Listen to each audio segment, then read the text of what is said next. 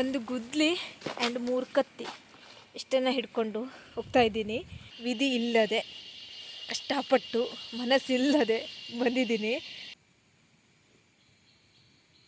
ಅಪ್ಪಂಗೆ ಈ ಎಡೆಬಳೆ ಮಾಡೋದು ಕೆಲಸ ಸ್ವಲ್ಪ ಬೇಜಾರು ಅನಿಸುತ್ತೆ. ಹಾಗಾಗಿ ಬೇಲಿ ಸೋರ್ಲಿಕ್ಕೆ ಹೋಗಿದ್ದಾನೆ. ಇವತ್ತು ಬಂದಿದ್ದಾರೆ. ಕಾಂಗ್ರೆಸ್ ಮಟ್ಟಿ ಬಂದಿರುತ್ತೆ, ಒಳಗಡೆಲ್ಲ ಬಂದಿರೋದು. ಅದನ್ನು ಹಬ್ಬಿ ಒಂಥರ ಬಳ್ಳಿ ಥರ ಹೋಗುತ್ತೆ ಆ ಕಾಂಗ್ರೆಸ್ ಮಟ್ಟಿ. ಹಾಗೆ ಆ ಕಡೆ ಇದನ್ನು ಸೋರೋದುಂಟು. ಬೆರಳೆಲ್ಲ ದಪ್ಪ ದಪ್ಪ ಆಗಿಬಿಟ್ಟಿದೆ. ಯಪ್ಪ ನನ್ನ ಕಷ್ಟ ಯಾರಿಗೂ ಬೇಡ ಅನಿಸ್ತಾ ಇದೆ. ಯಾಕಾದರೂ ಈ ಕೆಲಸ ಕೈ ಹಾಕಿದೆ ಅಂತ ಅನಿಸ್ತಾ ಇದೆ. ಒಳ್ಳೆ ಒಂದು ಜಾಬ್ ಮಾಡ್ಕೊಳ್ತಾ ಇದ್ದಿದ್ದರೆ ಈ ಥರ ಪರಿಸ್ಥಿತಿ ಬರ್ತಾ ಇರಲಿಲ್ಲ ಅಂತ ಎಷ್ಟೋ ಸಲ ಅನಿಸುತ್ತೆ ನನಗೂ ಕೂಡ. ಬಟ್ ಏನು ಮಾಡೋದು, ನಾವು ಅಂದ್ಕೊಂಡಂಗೆ ಲೈಫ್ ಯಾವತ್ತೂ ಕೂಡ ನಡೆಯೋದಿಲ್ಲ. ಕಾಲಿಗೆಯಿಂದ ಬಂದಿರೋ ನೀರು ಸೀದಾ ಹಾಗೆ ಹೋಗಬೇಕಿತ್ತು. ಗುದ್ಲಿ ಇದೆಯಲ್ಲ, ಸೊ ಹಾಗೆ ಹೋಗೋದಾಗಿತ್ತು. ಆದರೆ ಅದು ಟರ್ನ್ ಆಗಿ ಸೀದಾ ಹೀಗೆ ಹೋಗ್ತಾ ಇದೆ. ಇಲ್ಲಿ ನೋಡಿ, ಇಲ್ಲಿ ಬೇಲಿ ಉಂಟು, ಬೇಲಿ ಪಕ್ಕದಿಂದನೇ ಹೋಗ್ತಾ ಇದೆ. ನಾನು ಕೆಲಸ ಮಾಡೋದಿಲ್ಲ ಅಂತಂದ್ರೂ ಬಂದಿದ್ದೆಲ್ಲ ಕೆಲಸ ಪೂರ್ತಿ ನಾನೇ ಮಾಡ್ದಂಗಾಯ್ತು. ಇನ್ನು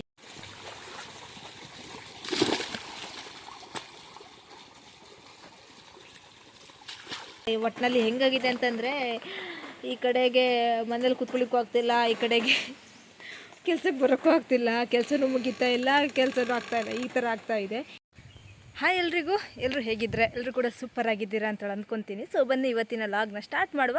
ಅದಕ್ಕಿಂತ ಮುಂಚೆ ನನ್ನ ಚಾನೆಲ್ನ ಫಸ್ಟ್ ಟೈಮ್ ವಿಸಿಟ್ ಮಾಡಿ ನೋಡ್ತಾ ಇದ್ದರೆ ಪ್ಲೀಸ್ ಸಬ್ಸ್ಕ್ರೈಬ್ ಮಾಡ್ಕೊಂಡು ನೋಡಿ. ಹಾಗೆ ಪಕ್ಕದಲ್ಲಿ ಕಾಣಿರುವಂಥ ಬೆಲ್ಲೈಕನ್ನ ಒತ್ತಿ.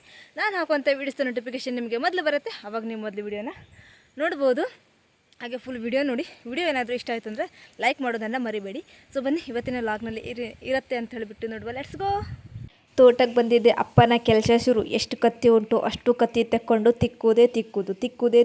ವಾ, ಎಷ್ಟು ಶಾರ್ಪ್ ಆಗುತ್ತೋ ಅಷ್ಟು ಶಾರ್ಪ್ ಮಾಡ್ಕೊಳ್ಳೋದು. ಆ ಶಾರ್ಪ್ ಮಾಡಿರೋದ್ರಿಂದನೇ ನಮ್ಮದು ನೋಡಿ, ಇಲ್ಲೇ ಬಾಳೆ ಗಿಡಗೆಲ್ಲ ಕಡ್ದು ಹಾಕಿರೋದು ಎಷ್ಟು ಚಂದವಾಗಿ ಅಲ್ಲ. ಇಲ್ಲ ಅಂತಂದರೆ ಕತ್ತಿ ಯಾರೂ ಮಸ್ತು ಕೊಟ್ಟಿಲ್ಲ ಅಂದರೆ ಇಷ್ಟು ಚಂದ ಮಾಡಿ ಮಾಡೋಕ್ಕಾಗ್ತಾ ಇರಲಿಲ್ಲ.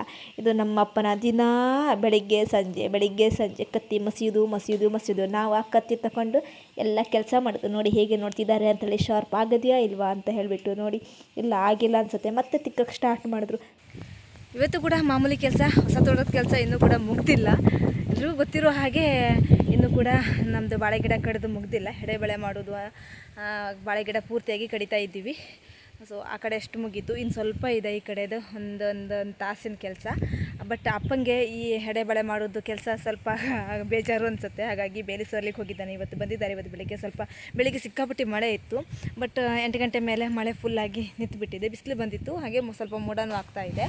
ಬಟ್ ಮಳೆ ಅಷ್ಟೊಂದಿಲ್ಲ, ಇನ್ನು ಬರಬಹುದು, ಅದು ಹೇಳಕ್ಕೆ ಬರೋದಿಲ್ಲ. ಅಪ್ಪ ತಾನು ಬೇಲಿ ಸೋರ್ತೀನಿ, ನೀವು ಸ್ವಲ್ಪ ಇದೆಯಲ್ಲ ಅಂತ ಹೇಳ್ಬಿಟ್ಟು ನಾನಿಲ್ಲಿ ಚಿಕ್ಕ ಬಾಳೆ ಗಿಡ ಇತ್ತಲ್ಲ ಅದನ್ನು ಕಡಿತಾ ಇದ್ದೀನಿ. ಯಾಕೆಂದರೆ ಅದು ದೊಡ್ಡನೂ ಆಗ್ತಿಲ್ಲ, ಸಣ್ಣನೂ ಆಗ್ತಿಲ್ಲ, ಏನಿಲ್ಲ. ಅದು ಎಷ್ಟು ಹೋದರೂ ಅಷ್ಟೇ, ಈ ವರ್ಷಕ್ಕೆ ಎಷ್ಟು ಇದೆಯೋ ಅಷ್ಟೇ ಇರುತ್ತೆ. ಸೊ ಅದನ್ನು ಕಡಿದು ಬಿಡ್ತಾ ಇದ್ದೀನಿ. ಬಟ್ ಅಮ್ಮ ಆ ಕಡೆ ದೊಡ್ಡದು ಉಂಟಲ್ಲ, ಒಂದು ಸ್ವಲ್ಪ ಈ ಕಡೆ ಜಾಸ್ತಿ ಹೈಟ್ ಹೋಗೋದಿಲ್ಲಲ್ಲ, ಅದನ್ನು ಕಡಿತಾ ಇದ್ದಾರೆ. ನನ್ನ ಕಾಲು ಸ್ವಲ್ಪ ಓಕೆ. ನಿನ್ನೆ ಆ ಎಲೆ ಹಾಕ್ಕೊಂಡಿರೋದಕ್ಕೆ ಕಾಲಡಿಗೆ ಒಂದು ಸ್ವಲ್ಪ ಬೆಟರ್ ಅನ್ನಿಸ್ತು. ನಿನ್ನೆ ನೈಟು ಕುಟ್ಟಿ ಹಾಕ್ಕೊಂಡಿಲ್ಲ, ಸ್ವಲ್ಪ ಉರಿ ಬೀಳುತ್ತೆ ಅಂತ ಹೇಳಿಬಿಟ್ಟು ಹಾಕ್ಕೊಂಡಿಲ್ಲ. ನಾನು ಎಣ್ಣೆನ ಒರೆಸ್ಕೊಂಡೆ. ಬಟ್ ಅಪ್ಪ ಹೇಳ್ತಿದ್ರಾಗಿತ್ತು, ನೀನು ಮುಂಚೆನೇ ಎಲೆನೆಲ್ಲ ಮದ್ದು ಮಾಡ್ಕೊಳ್ಬೇಕಿತ್ತು, ಇಲ್ಲಾಂತಂದರೆ ಎಣ್ಣೆ ದಿನಾನು ಒರೆಸ್ಕೊಳ್ಬೇಕಿತ್ತು ಕಾಲಿಗೆ. ಮಣ್ಣು ತಿನ್ನೋಕೆ ಇಷ್ಟೆಲ್ಲ ಜಾಸ್ತಿ ಮಾಡ್ಕೊಂಡಿದ್ದೀಯಾ ನೀನು ಅಂತಂದರು. ಬಟ್ ಇವತ್ತು ಬರಬಾರ್ದು ಅಂತ ಅಂದ್ಕೊಂಡಿದ್ದಾಗಿತ್ತು. ಮತ್ತು ಕೆಲಸ ಇವತ್ತೆಲ್ಲ ನಾಳೆ ಮಾಡಲೇಬೇಕಲ್ಲ. ಸೊ ಹಾಗಾಗಿ ಬಂದಿದ್ದೀನಿ. ಇವತ್ತು ಒಂದು ಒಪ್ಪತ್ತು ಎಡೆಬಳೆ ಆದರೂ ಮಾಡಿ ಮುಗಿಸುವ ಅಂತ ಹೇಳಿಬಿಟ್ಟು. ಕಡಿನಷ್ಟು ಬೇಲಿ ಕೆಲಸ ಇರುತ್ತೆ. ಸೊ ಬೇಲಿ ಒಂದು ಮಾಡಿಬಿಟ್ರೆ ಮುಗೀತು. ಬೇಲಿನೂ ಸ್ವಲ್ಪ ಗಟ್ಟಿ ಮಾಡಬೇಕಲ್ಲ, ಯಾಕೆಂದರೆ ಇಲ್ಲಿ ನಮ್ಮದು ಮನೆ ಇಲ್ಲ, ನಾವು ಹೋಗಿ ಬಂದು ಮಾಡೋದು. ಸೊ ಹಾಗಾಗಿ ಬೇಲಿ ಸ್ವಲ್ಪ ಗಟ್ಟಿ ಮುಟ್ಟಿನೇ ಮಾಡಬೇಕು. ವರ್ಷಕ್ಕೆ ಒಂದೇ ಸತಿ ನಾವು ಬೇಲಿ ಮಾಡೋದು ಕೂಡ, ಹಾಗಾಗಿ ಸ್ವಲ್ಪ ಗಟ್ಟಿನೇ ಮಾಡಬೇಕು. ಸ್ವಲ್ಪ ತಂತಿ ಬೇಲೆ ಇದೆ, ಅದಕ್ಕೂ ಕೂಡ ಗುಟ್ಟನೆಲ್ಲ ಹಾಕಿ ಸರಿ ಮಾಡಬೇಕು. ಈ ಕಡೆ ನಾರ್ಮಲಾಗಿ ಗುಟ್ಟ ಹಾಕಿ ಮಾಡ್ತೀವಲ್ಲ, ಆ ಬೇಲೆ ಇದೆ. ತಂತಿ ಬೇಲಿ ಮಾಡುವ ಅಂತಂದರೆ ನೀರು ಜಾಸ್ತಿ ಆಗಿಬಿಟ್ರೆ ತೋಟದಿಂದೆಲ್ಲ ಹೋಗಿಬಿಡುತ್ತೆ. ಆವಾಗ ತಂತಿಗೆ ಸಿಕ್ಕಾಕೊಂಡು ಬಿದ್ದು ಜಗೆಗೆಲ್ಲ ಬಂದು ತಂತಿಗೆ ಸಿಕ್ಕಾಕೊಳ್ಳುತ್ತೆ. ತಂತಿ ಬೇಲಿ ಇರುವುದಿಲ್ಲ ಅಂತ ಹೇಳ್ಬಿಟ್ಟು ನಾರ್ಮಲಾಗಿ ಗುಟ್ಟ ಹಾಕಿ ಬೇಲಿನೇ ಮಾಡಿದ್ದೀವಿ ನಾವು. ಅಂದರೆ ಗೊಬ್ಬರ ಗಿಡ ಅಂತ ಹೇಳ್ತೀವಲ್ಲ, ಆ ಗಿಡ ನೆಟ್ಬಿಟ್ಟು ಬೇಲಿನ ಮಾಡಿದ್ದೀವಿ. ಕೆಲವೊಂದು ಕಡೆಗೆ ಗುಟ್ಟ ಇಲ್ಲ. ಸೊ ಹಾಗಾಗಿ ಆ ಗೊಬ್ಬರ ಗಿಡ ದೊಡ್ಡ ಟೊಂಗೆ ಆಗಿರುತ್ತಲ್ಲ, ಅದನ್ನು ಕಡಿದ್ಬಿಟ್ಟು ಅದನ್ನೇ ಗುಟ್ಟ ಹಾಕಿ ಬೇಲಿನ ಗಟ್ಟಿ ಮುಟ್ಟಿಯಾಗಿ ಮಾಡಬೇಕು. ಸೊ ಅಷ್ಟಾದರೆ ಈ ತೋಟದ ಕೆಲಸ ಮುಗಿಯುತ್ತೆ. ಹಾಗೆ ಸ್ವಲ್ಪ ಬಿಸಿಲು ಬಂತಂದರೆ ಈ ಕೆಲಸನ ಸ್ಟಾಪ್ ಇಟ್ಟು ಮದ್ದು ಹೊಡೆಯುವಂಥ 2 ದಿನದ ಕೆಲಸ, ಆ ಕೆಲಸ ಮಾಡಬೇಕು. ಬಟ್ ಗೊತ್ತಿಲ್ಲ ಯಾವಾಗ ಹೊಳೆ ಬರುತ್ತೆ, ನಾವು ಯಾವಾಗ ಮದ್ದು ಹೊಡಿತೀವಿ ಅಂತೇಳಿ ಕಾಯ್ತಾ ಇದ್ದೀವಿ. ಇವತ್ತು ಸ್ವಲ್ಪ ಬಿಸಿಲು ಬಂದಿರೋದ್ರಿಂದ ನಾಳೆ ಮದ್ದು ಹೊಡಿಬೋದು ಅಂತ ಪ್ಲ್ಯಾನು. ನಾಳೆ ಬೆಳಗ್ಗೆ ನೋಡ್ರೆ ಮತ್ತೆ ಜಾಸ್ತಿ ಮಳೆ ಬೀಳ್ಬೋದು. ಸೊ ಹೀಗೆ ದಿನ ಹೋಗ್ತಾ ಏನಾಗತ್ತೆ ಅಂತ ಹೇಳ್ಬಿಟ್ಟು ನಾವು ನೋಡಬೇಕು, ಕಾದಿ. ಸೊ ಬನ್ನಿ ಇವತ್ತೆಲ್ಲ ಕೆಲಸ ಏನಿರುತ್ತೆ ಅಂಥೇಳಿ ನೋಡುವ.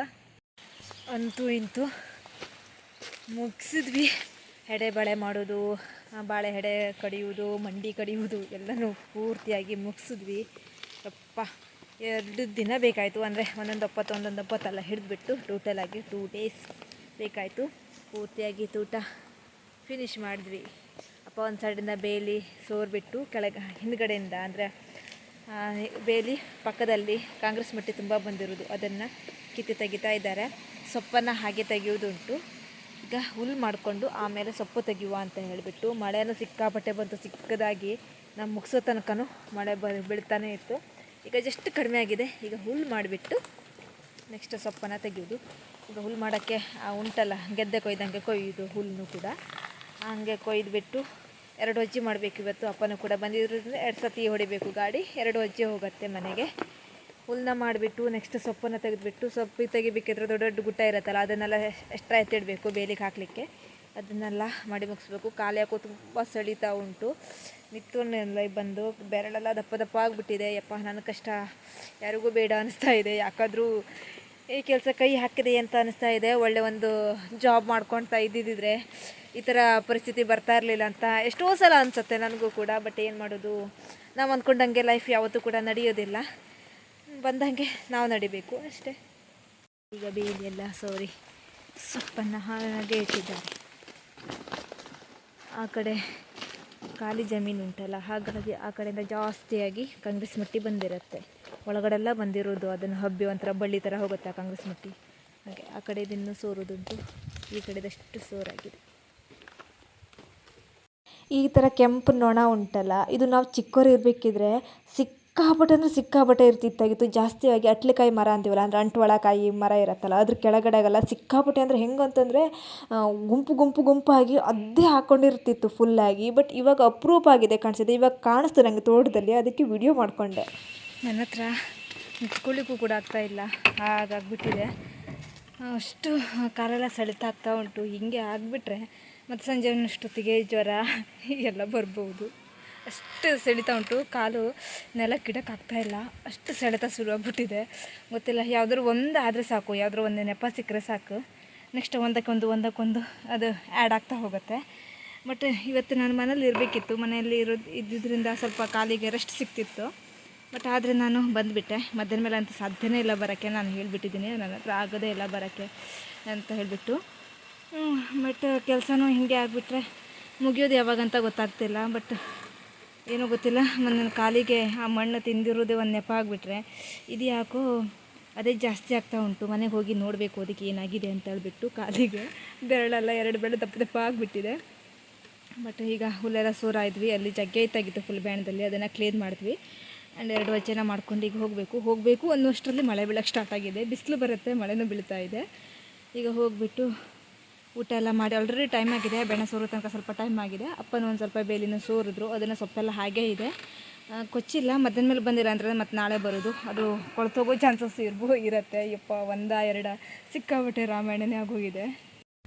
ಅಪ್ಪಂಗೆ ಆರಾಮಿರೋದಿಲ್ಲ ಮನೇಲಿರು, ಅಮ್ಮಂಗೆ ಆರಾಮಿರೋದಿಲ್ಲ ಮನೇಲಿರು ಅಂತ ಹೇಳಿ ಕೊನೆಗೆ ಗಟ್ಟಿ ಮುಟ್ಟಿ ದೊಡ್ಡ ನನಗೆ ಹಿಂಗಾಗಬೇಕಿತ್ತ. ಅಯ್ಯೋ ದೇವ್ರೆ, ಹೇಳಿಸ್ಕೊಳ್ಳುವಂತಾಯ್ತು. ಈಗ ಯಾರಾದರೂ ನೋಡಿದ್ರೆ ಇವಳು ಕುಂಟಿನ ಅಂತ ಹೇಳಬೇಕು, ಹಂಗೆ ನಡೀತಾ ಇದ್ದೀನಿ.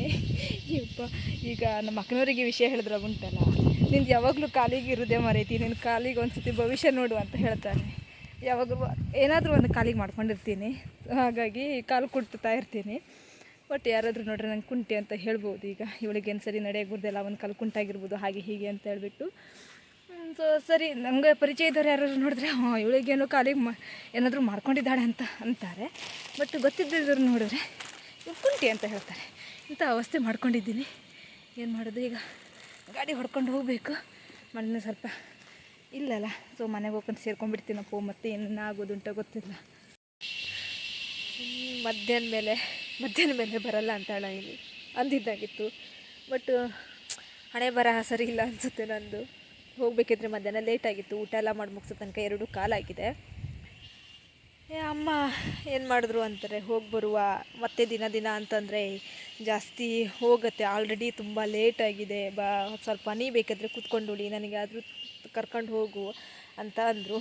ವಿಧಿ ಇಲ್ಲದೆ, ಕಷ್ಟಪಟ್ಟು ಮನಸ್ಸಿಲ್ಲದೆ ಬಂದಿದ್ದೀನಿ. ಅಕ್ಕನ ಮನೆಯಲ್ಲಿ ಇವತ್ತೇ ಪೂಜೆ ಇದೆ. ಇದು ವೈಕುಂಠ ಏಕಾದಶಿ ಆದಮೇಲೆ 4 ಡೇಸ್ ಇರುತ್ತಲ್ವ, ಸೊ ಆವಾಗ ಪೂಜೆನ ಮಾಡ್ತಾರೆ. ಪ್ರತಿಯೊಬ್ಬರು ಮನೆಯಲ್ಲೂ ಕೂಡ ಪೂಜೆನ ಮಾಡ್ತಾರೆ.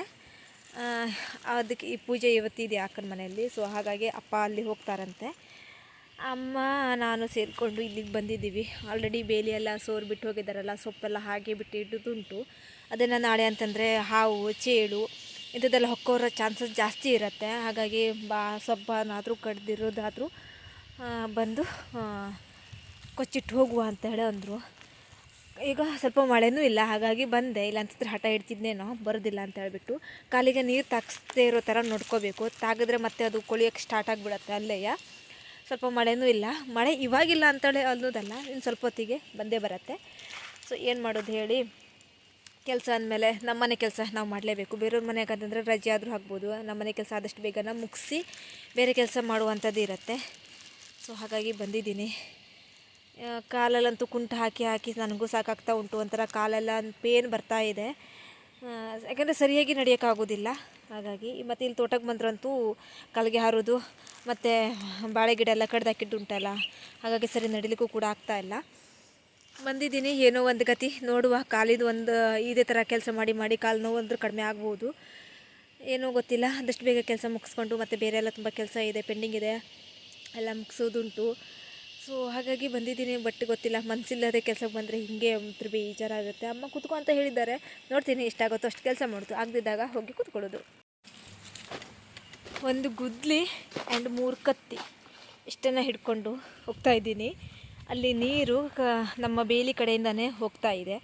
ಅದನ್ನು ಬೇರೆ ಕಡೆಯಿಂದ ಬಿಡಬೇಕು. ಪ್ರತಿ ವರ್ಷ ಹಂಗೆ ಹೋಗ್ತಾ ಇರಲಿಲ್ಲಾಗಿತ್ತು. ಈ ವರ್ಷ ಯಾಕೋ ಗೊತ್ತಿಲ್ಲ, ರಭಸಕ್ಕೆ ನೀರಿನ ರಭಸಕ್ಕೋ ಅಥವಾ ಏನೋ ಗೊತ್ತಿಲ್ಲ, ಅದು ಹೋಗೋ ದಾರಿನ ಮುಚ್ಚಿಬಿಟ್ಟು ಬೇರೆ ಕಡೆಯಿಂದ ದಾರಿ ಓಪನ್ ಮಾಡ್ಕೊಂಡು ಹೋಗಿದೆ. ನಮ್ಮ ಬೇಲಿ ಹೋಗುತ್ತೆ ಅಂತ ಹೇಳಿಬಿಟ್ಟು ಅದನ್ನು ತಿರುಗಿಸ್ಬೇಕಂತೆ. ಹಾಗಾಗಿ ಗುದ್ಲಿ ತಗೊಂಡು ಬಾ ಅಂತ ಹೇಳಿದ್ದಾರೆ. ಈ ಗುದ್ಲಿ ತಗೊಂಡು ಮತ್ತು 3 ಕತ್ತಿ, ಸೊಪ್ಪನ್ನು ತೆಗಿಲಿಕ್ಕೆ ಒಂದು ಕತ್ತಿ, ಮತ್ತು ದೊಡ್ಡದೇನಾದರೂ ಕಟ್ಟಿಗೆ ಇರುತ್ತಲ್ಲ ಸೊಪ್ಪಿಗೆ, ಅದನ್ನು ಕಡಿಲಿಕ್ಕೆ ದೊಡ್ಡ ಕತ್ತಿ, ಮತ್ತು ನನಗೊಂದು ಕತ್ತಿ. ಇಷ್ಟು ವೆರೈಟೀಸ್ ನೋಡಿದ್ರೆ ಇಷ್ಟು ಕೆಲಸ ಮಾಡ್ತೀವಿ ಅಂತೇಳಿ ಅನ್ಬೇಕು. ಬಟ್ ನಾವು ಹೋಗಿ ಮುಟ್ಟೋ ತನಕನೇ ಅರ್ಧ ಗಂಟೆ ಮುಗ್ದು ಹೋಗಿರುತ್ತೆ. ಮತ್ತು ಕೆಲಸ ಎಷ್ಟೊತ್ತಿಗೆ ಮಾಡ್ತೀವಿ ಅನ್ನೋದು ಗೊತ್ತಿಲ್ಲ. ಈಗ ಹೋಗಿ ಅಮ್ಮಂಗೆ ಕೊಡಬೇಕು. ಹೀಗೆ ಸೀದಾ ಕಾಲಿಗೆಯಿಂದ ಬಂದಿರೋ ನೀರು ಸೀದಾ ಹಾಗೆ ಹೋಗಬೇಕಿತ್ತು. ಗುದ್ಲಿ ಇದೆಯಲ್ಲ, ಸೊ ಹಾಗೆ ಹೋಗೋದಾಗಿತ್ತು. ಆದರೆ ಅದು ಟರ್ನ್ ಆಗಿ ಸೀದಾ ಹೀಗೆ ಹೋಗ್ತಾ ಇದೆ. ಇಲ್ಲಿ ನೋಡಿ, ಇಲ್ಲಿ ಬೇಲಿ ಉಂಟು, ಬೇಲಿ ಪಕ್ಕದಿಂದನೇ ಹೋಗ್ತಾ ಇದೆ. ಹಾಗೆ ಹೋಗೋದಾಗಿತ್ತು. ಇಲ್ಲಿ ನೋಡಿದರೆ ಮರಳು ಬಂದು ಕುತ್ಕೊಂಡ್ಬಿಟ್ಟಿದೆ. ಹಾಗಾಗಿ ಇದನ್ನು ಇಲ್ಲಿ ಕಟ್ ಮಾಡಿ ಹಾಗೆ ಹೋಗೋ ಥರ ಮಾಡಬೇಕು. ಸ್ವಲ್ಪ ದೊಡ್ಡ ಸರ್ಕಸ್ಸೇ ಮಾಡಬೇಕು, ಯಾಕಂದರೆ ಅಷ್ಟು ನೀರು ಕೂಡ ಹೀಗೆ ಹೋಗ್ತಾ ಉಂಟು. ಹಾಗೆ ಹೋಗಲಿಕ್ಕೆ ದಾರಿನೇ ಇಟ್ಟಿಲ್ಲ. ಸೊ ಈಗ ನೋಡಬೇಕು, ಈ ಬೇಲಿ ಸುತ್ತ ಹೀಗೆ ಹೋಗ್ತಾ ಉಂಟು. ಹಾಗಾಗಿ ನಮ್ಮದು ಬೇಲಿ ಹೀಗಿದೆ. ಇದು ಸೊಪ್ಪು ತೆಗೆಯುವುದು, ಗುಟ್ಟನ್ನೆಲ್ಲ ತೆಗೆದಿಡಬೇಕು ಅಷ್ಟೇ, ಬೆತ್ತ ರಿಟರ್ನ್ ಬೇಲಿಗೆ ಹಾಕಲಿಕ್ಕೆ. ಈಗ ಸೊಪ್ಪನ್ನೆಲ್ಲ ತೆಗೆದುಬಿಟ್ಟು ಅಡಿಕೆ ಮರಕ್ಕೆ ಹಾಕೋದು. ಕಷ್ಟ ಇದೆಯಪ್ಪ ಗುರು. ಮತ್ತೆ ಮೋಡಾಗಿದೆ ಫುಲ್ಲು. ಮತ್ತೆ ಮಳೆ ಬಂದರೆ ಮುಗೀತು ನನ್ನ ಕತೆ. ಸೊಪ್ಪನ್ನು ಮತ್ತು 4 ಕೋಲುಗಳನ್ನೆಲ್ಲ ಹಾಕಿ ನೀರಿಗೆ ಅಡ್ಡ ಹಾಕಿ ಇಟ್ಕೊಂಡಿದ್ದಾಳೆ. ಇಲ್ಲಾಂತಂದರೆ ಮಣ್ಣು ಹಾಕಿದ್ರೆ ಕೊಚ್ಕೊಂಡು ಹೋಗುತ್ತೆ ಅಂತ ಹೇಳಿಬಿಟ್ಟು ಆ ಕಡೆ ಕಾಲಿಗೆ ಉಂಟಲ್ಲ ಅದು ಮುಚ್ಚೋಗಿದೆ, ಅದೇ ಮಣ್ಣನ್ನು ತೆಗೆದುಬಿಟ್ಟು ಈ ಕಡೆ ಹಾಕ್ತಾ ಇದ್ದಾಳೆ ಅಮ್ಮ. ನಮ್ಮ ಹತ್ರ ಆಗೋದಿಲ್ಲ ಈ ಕೆಲಸ ಅಂತಂದ್ರೂ ಕಷ್ಟಪಟ್ಟು ಈ ಥರ ಕೆಲಸನ ಮಾಡಬೇಕಾಗತ್ತೆ. ನಮ್ಮ ಹತ್ರ ಆಗೋದಿಲ್ಲ ಅಂತೇಳಿ ಕೈ ಕಟ್ಟು ಕೂತ್ಕೊಂಡ್ರೆ ಯಾವುದೂ ಕೂಡ ಆಗೋದಿಲ್ಲ, ಕಷ್ಟಪಟ್ಟಾದರೂ ಮಾಡಲೇಬೇಕು. ಅಂತೂ ಒಂದು ಸೈಡಿಂದ ಬೇಲಿದು ಸೊಪ್ಪನ್ನೆಲ್ಲ ತೆಗೆದು ಮುಗಿಸಿದೆ. ಅಮ್ಮ ಅಂತೂ ಅಲ್ಲಿ ನೀರು ಆ ಕಡೆಯಿಂದ ಬಿಡೋಕ್ಕೆ ಈ ಕಡೆಯಿಂದ ಮುಚ್ಚೋಕ್ಕೆ ಅದಕ್ಕೆ ಟೈಮ್ ಕಳೆದ್ಲು.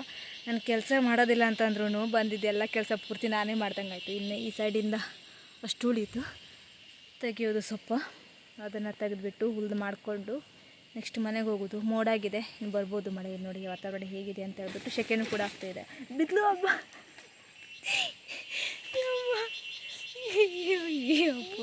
ಇಲ್ಲಿ ಒಂದು ಬಾಳೆ ಗಿಡನ ತೆಗೆದಿಟ್ಟಿದ್ದಾರೆ ನೆಡಬೇಕು ಅಂತ ಹೇಳಿಬಿಟ್ಟು. ಬಟ್ ಎಲ್ಲ ಕಡೆಯೂ ಇಲ್ದಿರೋ ಕಡೆಯೇ ನೆಡಬೇಕು ಅಂತೇಳಿ ಇತ್ತು. ಬಟ್ ಜಾಸ್ತಿ ಮಳೆ ಆಗಿರೋದ್ರಿಂದ ಕೊಳಿಯತ್ತೆ. ಹೋದ ವರ್ಷ ನಾನು ಅಮ್ಮ ಕೂಡ ನೆಟ್ಟಿದ್ರಾಗಿತ್ತು, ಬಟ್ ಆಗಿಲ್ಲ. ಆದ್ರೂ ಕೂಡ ಚಿಕ್ಕದಾಗೆ ಆಗಿದೆ. ಹಾಗಾಗಿ ಒಂದು ತೆಗೆದಿಟ್ಟಿದ್ದುಂಟು, ಅದನ್ನು ನೆಟ್ಟು ಬಿಡುವ ಅಂತಂದರು. ಇವತ್ತಂತೂ ಸಿಕ್ಕಾಪಟ್ಟೆ ಕೆಲಸ ಮಾಡ್ತೀವಿ. ಏನೇನು ಕೆಲಸ ಅಂತಂದರೆ ವೆರೈಟೀಸ್ ಕೆಲಸ. ಅದರಲ್ಲಿ ಬಾಳೆ ಗಿಡ ನೆಡೋದು ಒಂದು ಕೆಲಸನೇ ಆಯಿತು. ಒಂದು ತೆಗೆದಿದ್ದೇ ಉಂಟು, ಅದನ್ನು ನೆಟ್ಟೇ ಬಿಡುವ ಅಂತ ಅಂದರು ಅಮ್ಮ. ಹಾಗಾಗಿ ನಮ್ಮ ಕೆಲಸ ಇದು ನೆಡ್ತಾ ಇದ್ದೀವಿ. ಅಂತೂ ಅಪ್ಪ ಬೆಳಿಗ್ಗೆ ಕಡ್ದಿರುವಂಥ ಸೊಪ್ಪನ್ನಷ್ಟು ಕೂಡ ತೆಗೆದ್ವಿ. ಅಮ್ಮನೂ ಕೂಡ ನೆಕ್ಸ್ಟ್ ಬಂದು ಬಂದುಬಿಟ್ಟು ಅಷ್ಟನ್ನು ಕ್ಲಿಯರ್ ಮಾಡಿದ್ವಿ, ಮತ್ತು ಅಡಿಕೆ ಬುಡಕ್ಕೆ ಎಷ್ಟೆಷ್ಟಾಗುತ್ತೋ ಅಷ್ಟನ್ನು ಹಾಕಿದ್ವಿ. ಹಾಗೆ ಈಗ ಅಮ್ಮ ಹುಲ್ಲು ಮಾಡೋಕ್ಕೆ ಹೋಗಿದ್ದಾಳೆ. ಈಗ ನಾನು ಅಲ್ಲೊಂದು ಸ್ವಲ್ಪ ಗೊಬ್ಬರ ಗಿಡ ಕಡಿಯೋದುಂಟು, ಅದನ್ನು ಕಡಿದ್ಬಿಟ್ಟು ಮುಳ್ಳಿನ ಗಿಡ ಎಲ್ಲ ಉಂಟು ಅಲ್ಲಿ. ಹಾಗಾಗಿ ಆವಾಗ ತೋಟ ಕ್ಲೀನ್ ಮಾಡ್ಬೇಕಾದ್ರೆ ಕಡ್ದಿರಲಿಲ್ಲಾಗಿತ್ತು ಮುಳ್ಳಿನ ಗಿಡ, ನೆಕ್ಸ್ಟ್ ಹೊರಗಡೆ ಒಗಿಲಿಕ್ಕೆ ಆಗೋದಿಲ್ಲ ಅಂತ ಹೇಳ್ಬಿಟ್ಟು ಇವಾಗ ಆ ಕೆಲಸನ ಮುಗಿಸ್ಬಿಟ್ಟು ಅಮ್ಮ ಒಂದು ಹೆಜ್ಜೆ ಹುಲ್ಲು ಮಾಡಿರ್ತಾಳೆ. ಆಲ್ರೆಡಿ ಒಂದು ಚಿಕ್ಕ ಮಳೆ ಬಂದೋಯ್ತು, ಈಗಲೂ ಸಣ್ಣದಾಗಿ ಬನ್ನಿ ಥರ ಬೀಳ್ತಾ ಇದೆ. ಮಳೆಗಾಲದಲ್ಲಿ ಒಂದಿನಕ್ಕೊಂದು ಸಂದಾದರೂ ಮಳೆ ಬೀಳಲೇಬೇಕು, ಅಂದರೆ ಮಾತ್ರ ಅದು ಮಳೆಗಾಲ ಆಗಿರುತ್ತೆ. ಸೊ ಹಾಗಾಗಿ ಈಗ ಕತ್ತಿ ತಗೊಂಡೋಗಿ ಅದಷ್ಟು ಸೋರ್ಬಿಟ್ಟು ಆಮೇಲೆ ಟೈಮ್ ಇದೆ, ಬಟ್ ಅಮ್ಮ ಮನೆಗೆ ಹೋಗುವಂತಾಳ ಅಥವಾ ಮತ್ತೆ ಕೆಲಸ ಮಾಡುವಂತಾಳ ಒಂಚೂರು ಗೊತ್ತಾಗ್ತಾಯಿಲ್ಲ. ಯಪ್ಪ ನನಗಂತೂ ಸಾಕಾಗೋಗಿದೆ, ಯಾವಾಗ ಈ ಕೆಲಸ ಮುಗಿಯುತ್ತೆ ಅನ್ನೋ ರೀತಿ ಆಗಿಬಿಟ್ಟಿದೆ. ಗೊತ್ತಿಲ್ಲ, ಅದ್ರಷ್ಟು ಬೇಗ ಬೇಗ ಮುಗಿಸ್ಬೇಕು ಅಂತೇಳಿ ನಾವು ಅಂತೀವಿ, ಬಟ್ ಬೇಗ ಬೇಗ ಮುಗಿತಾನೂ ಇಲ್ಲ. ಈ ಕಡೆ ಇದು ಆಗ್ತಿಲ್ಲ. ಈ ಒಟ್ಟಿನಲ್ಲಿ ಹೆಂಗಾಗಿದೆ ಅಂತಂದರೆ ಈ ಕಡೆಗೆ ಮನೇಲಿ ಕೂತ್ಕೊಳ್ಳಿಕ್ಕೂ ಆಗ್ತಿಲ್ಲ, ಈ ಕಡೆಗೆ ಕೆಲ್ಸಕ್ಕೆ ಬರೋಕ್ಕೂ ಆಗ್ತಿಲ್ಲ, ಕೆಲಸನೂ ಮುಗಿತಾ ಇಲ್ಲ, ಕೆಲಸನೂ ಆಗ್ತಾಯಿಲ್ಲ, ಈ ಥರ ಆಗ್ತಾಯಿದೆ. ಏನು ಮಾಡೋದು, ಹಣೆ ಬರಹ ಅಷ್ಟೇ. ಅಂತೂ ಇಂತೂ ಸಂಜೆ ಮಾಡಿದೆ, ಸರಿ ಸುಮಾರು 6:15 ಆಯಿತು. ಈಗ ಮನೆಗೆ ಹೋಗೋದು. ಅಪ್ಪ ಮನೆಯಲ್ಲಿ ಬಂದು ಮುಟ್ಟಿದಾರ ಗೊತ್ತಿಲ್ಲ, ಅಕ್ಕರ ಮನೆಗೆ ಹೋದವರು.